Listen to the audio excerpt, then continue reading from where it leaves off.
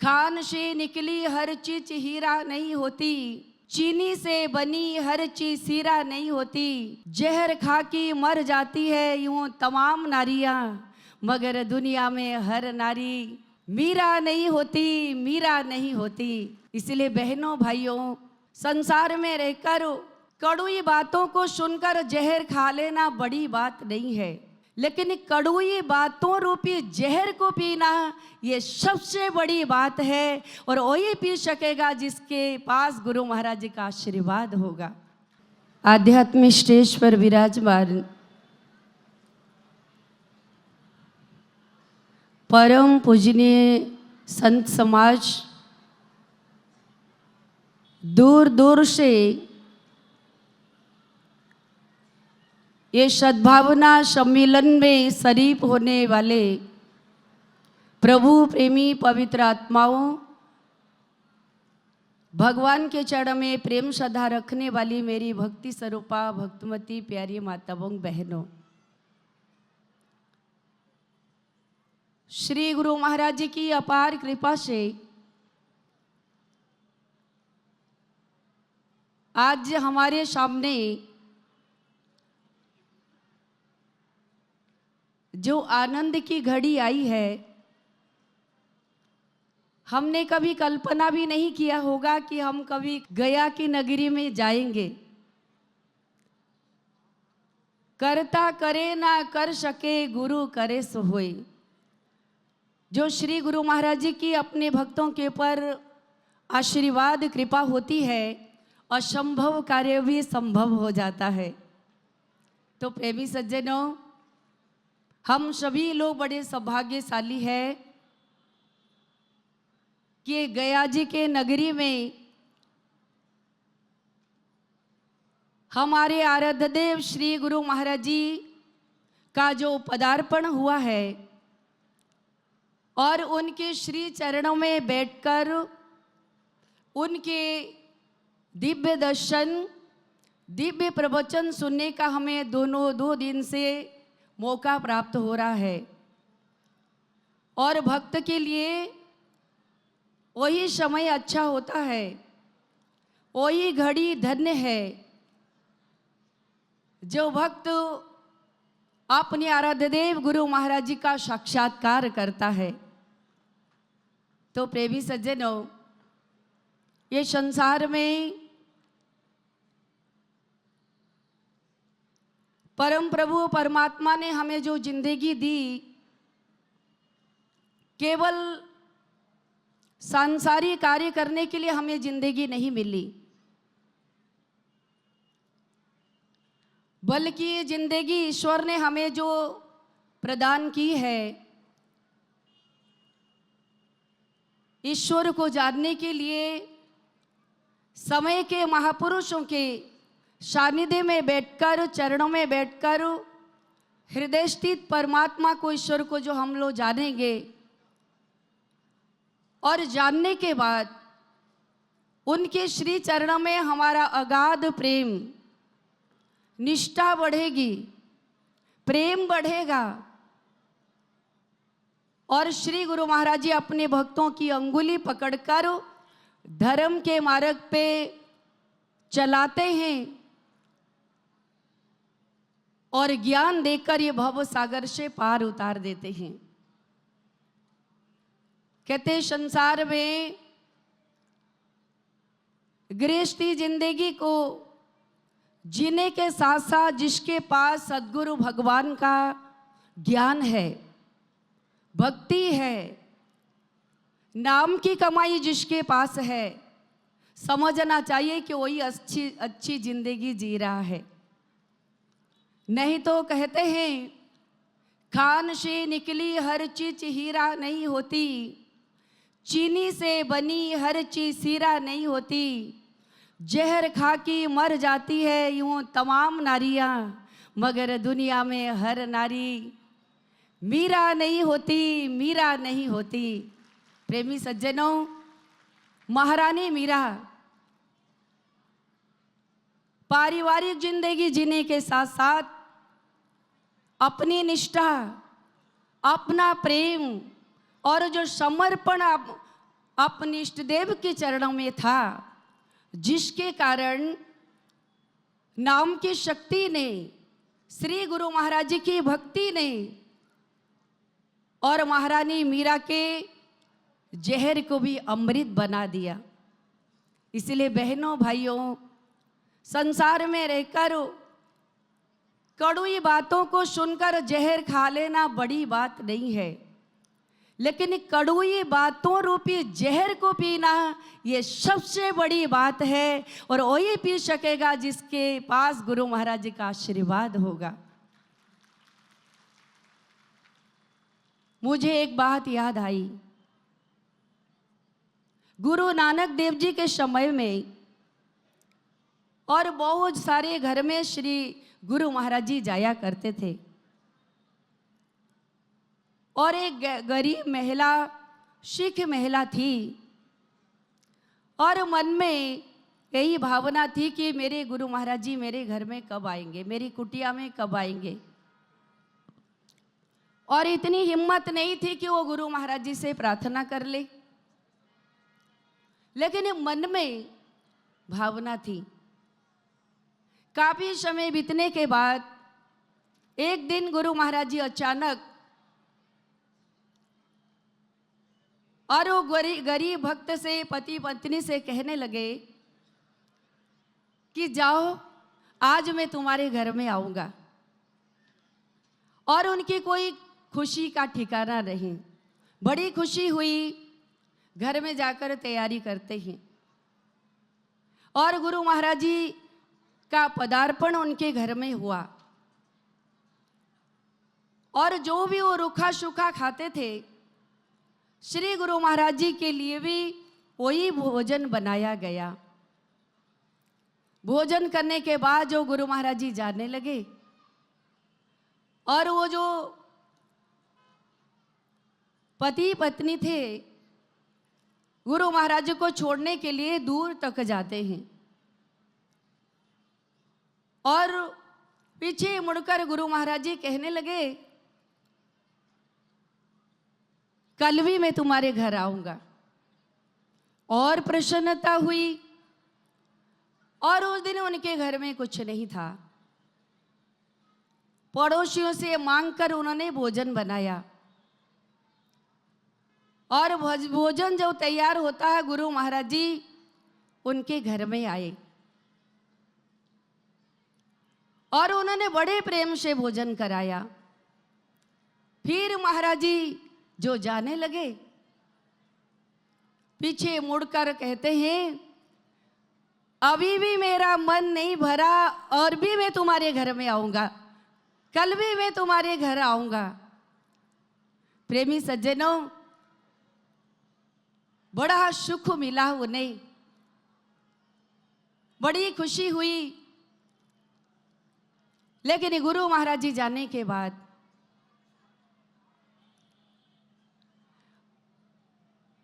पतिदेव कहने लगे, अब तो पड़ोसियों से भी मांग कर ले आए, घर में जो कुछ था वो भी हमने बना डाला, अब तो घर में कुछ है ही नहीं। कल अगर गुरु महाराज जी हमारे घर में आएंगे तो क्या भोजन कराएंगे। बहनों माताओं, ध्यान से सुनिए, भक्ति कैसी होती है, गुरु सेवा कैसी होती है।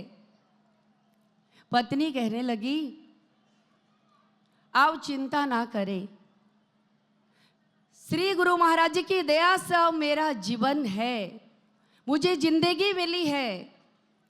और उसके बड़े लंबे लंबे बाल थे, और कैंची से उन्होंने अपने बाल कटवा दिया, और गुत्त बनाकर पतिदेव को देती है कि गुरु महाराज जी के आने से पहले इसे मार्केट में, बाजार में बेचकर जो भी कुछ मिले ले आइएगा। उसका पति जो है वो मार्केट में वो बाल लेकर बेचने के लिए गया। जिस बाल को सजाने के लिए, संवारने के लिए मेरी माता बहनें ब्यूटी पार्लर में जाती है, तमाम शैम्पू इस्तेमाल करती है कि बाल ना झड़े, बाल अच्छा रहे।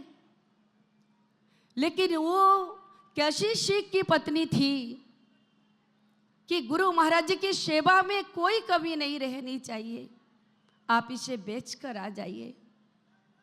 सुबह से शाम तक शीख आवाज लगाता रहा, लेकिन बाल कटा हुआ बाल भला कौन लेगा, कोई लेने के लिए तैयार नहीं हुआ। और बड़ी उदासी चेहरे में छा गई और लौटने लगे कि ये बाल को कोई खरीदने वाला नहीं है। एक बूढ़ा ब्राह्मण आया, कहने लगा, ये बाल के बदले तुम्हें कितना पैसा चाहिए? शीख ने सोचा, डिमांड करूंगा कहीं बाल छोड़कर न चले जाए बाबा। उन्होंने कहा, जो आपका मन करे वही दे दीजिए। बहुत सारा पैसा दिया और उस पैसे को लेकर शीख भाई जो है दाल चावल आटा गुड़ जो भी उसे जो चीज लेनी थी खरीद कर और अपने घर कर प्रस्थान करते हैं। पत्नी राह देख रही थी कि बड़ी देर हो रही, गुरु महाराज जी का पदार्पण ना हो जाए। लेकिन प्रेमी सज्जनों, ठीक टाइम पे शीख आ गया और वो बहन जो है पहले जमाने में चूल्हे में खाना बनाया करती थी मेरी माता बहनें, आज भी बनाया जाता है। और वो जल्दी से जल्दी कि गुरु महाराज जी ना आ जाए, चूल्हा जलाकर खाना बनाने लगी। उतनी देर में उसका एक छोटा सा बालक था, माँ माँ कहते हुए उनके पास आ गया और आकर जैसे माता बहनों के पीठ के ऊपर बच्चे घोड़े बनकर लटक जाते हैं और पीठ के ऊपर चढ़कर माँ माँ कहकर वो घोड़ा बन गया। उसकी माँ कहती है, अभी मुझे तंग मत करो, गुरु महाराज जी आने वाले हैं, मुझे भोजन बनाने दे बेटा। और इतना कहते ही वो बेटा चूल्हे में गिर गया। जलती हुई आग, जलती हुई लकड़ी, चूल्हे में बेटा चला जाता है, भून गया। और उसे जैसे तैसे चूल्हे से शीख और उसकी धर्म पत्नी ने उठाया और उठाकर अंदर के कमरे में लेकर लेटा देते हैं। पति कहता है, बेटे के लिए शोक मत करना, इसके ऊपर सफेद कपड़ा डाल दो, क्योंकि श्री गुरु महाराज जी का आने का टाइम हो गया और चेहरे में कोई उदासी नहीं रहनी चाहिए। खुश होकर गुरु महाराज जी को भोजन कराना, क्या दिल होगा, क्या भावना होगी उनके अंदर गुरु महाराज जी के प्रति। इसीलिए कहा जाता है, मातु पितु मिल जाएंगे,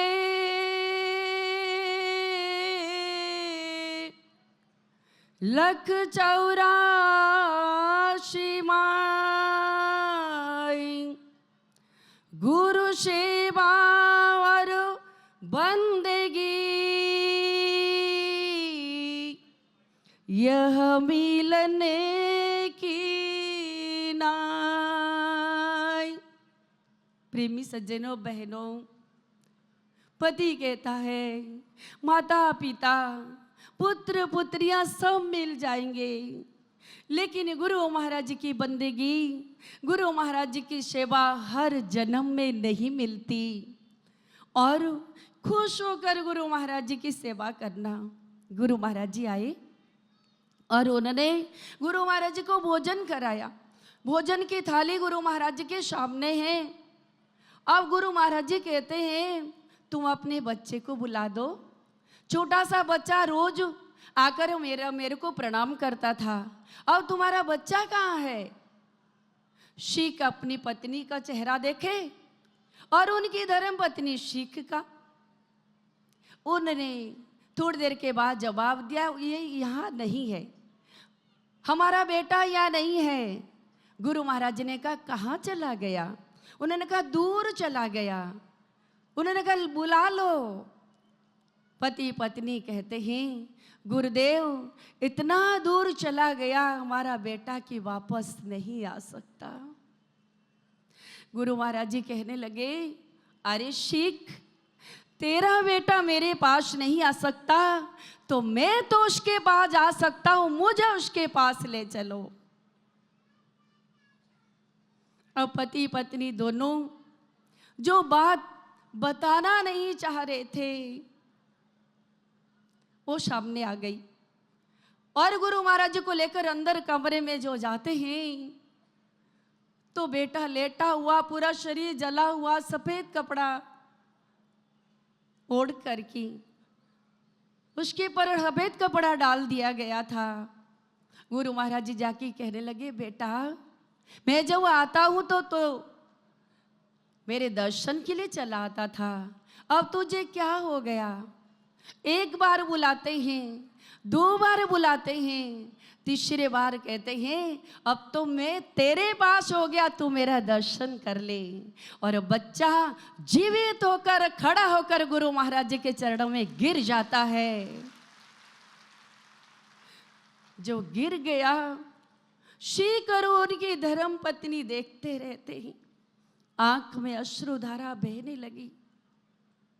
कहने लगे गुरु महाराज जी ऐसी परीक्षा लेंगे आप हमसे? अगर ऐसी परीक्षा लोगे तो धर्म के मार्ग पे आगे कौन बढ़ेगा? ऐसी परीक्षा लेंगे तो इंसान भक्ति कैसे करेगा? और सभी लोग गुरु महाराज जी के चरणों में झुक जाते हैं। तब गुरु महाराज जी कहते हैं मैं किसी से कुछ नहीं लेता, और शिख की पत्नी को अपने जेब में हाथ डालकर वो बाल की गुत्थ निकालते हैं, और निकाल कर कहते ले देवी, तूने मेरे लिए बाल काट कर दिया था ना, मेरी सेवा के लिए, मेरे भोजन के लिए, ले ये मैं वो ब्राह्मण कोई दूसरा नहीं था, मैं ही था वो ब्राह्मण। मैंने कहा मेरे भक्त की कुर्बानी, त्याग का बाल कोई दूसरा न ले जाए। मैं ही भेष बदल कर आकर वो बाल को उठा कर ले आया, और आज के बाद वो बाल मैं अपने सिर पे वो गुत्थ को लगाऊंगा, और जब तक सूरज चांद रहेगा और गुरु नानक देव जी के साथ तुम्हारा नाम रहेगा, नाम रहेगा। पति पत्नी रोने लगे, कहते गुरु महाराज जी आपको हर आदमी जान नहीं सकता, तेरी खूबियाँ गैर क्या जानता है, तेरी खूबियाँ गैर क्या जानता है, या मैं जानता हूँ या तू जानता है, या मैं जानता हूँ या तू जानता है, तेरी खूबियाँ गैर क्या जानता है, तेरी खूबियाँ गैर क्या जानता है। प्रेमी सज्जनों, भक्त कहता है तेरी खूबियाँ गैर क्या जानता है। गैर उसे कहते जो गुरु महाराज को पहचानते नहीं है, जो उनके मर्म उनकी महिमा को नहीं जानते। और भक्त कहता है तेरी खूबियाँ या मैं जानता हूँ या तू जानता है। और जिसके ऊपर गुरु महाराज की कृपा होती है वही उनकी खूबियाँ को जानता है, उनकी महिमा को जानता है, उनकी कृपा को समझता है। जिसने गुरु महाराज जी की कृपा और महिमा को समझ लिया और ये एक शर तो किया, वो हजारों शर देने के लिए गुरु दरबार में तैयार हो जाएगा। किसी भी सेवा में सेवा से वो दिल नहीं चुराएगा ना। ये जिंदगी, ये श्वास भी चल रही है तो उनकी कृपा है, उनका आशीर्वाद है। और ये गया जी के नगरी में जो आए हैं, फूल गुरु महाराज जी का आशीर्वाद है जो हम यहाँ पर उपस्थित हुए हैं। प्रेमी सज्जनों, मैं आप लोगों से प्रार्थना करूंगी, जिन जिन को भी श्री गुरु महाराज जी के द्वारा आत्मा का ज्ञान मिला है, खूब भक्ति करे, गुरु दरबार की तो निष्ठा के साथ सेवा करे। ना जाने ये जिंदगी फिर मिले ना मिले, बड़ी निष्ठा के साथ हम गुरु दरबार की तन से, मन से, धन से सेवा करें। श्री गुरु महाराज जी हमारे तन का भी कल्याण चाहते हैं, मन को भी पावन बनाने के लिए ज्ञान उपदेश देते हैं, ध्यान करने की प्रेरणा देते हैं। हमारा धन गलत जगह में न चला जाए, गलत चीज में खर्च ना हो जाए, इसलिए धन की आहुति देने के लिए इतने बड़े बड़े सम्मेलन होते हैं। जिन जिन्होंने इस प्रोग्राम में आहुति दी, मैं उनको बहुत बहुत बधाई देती हूँ।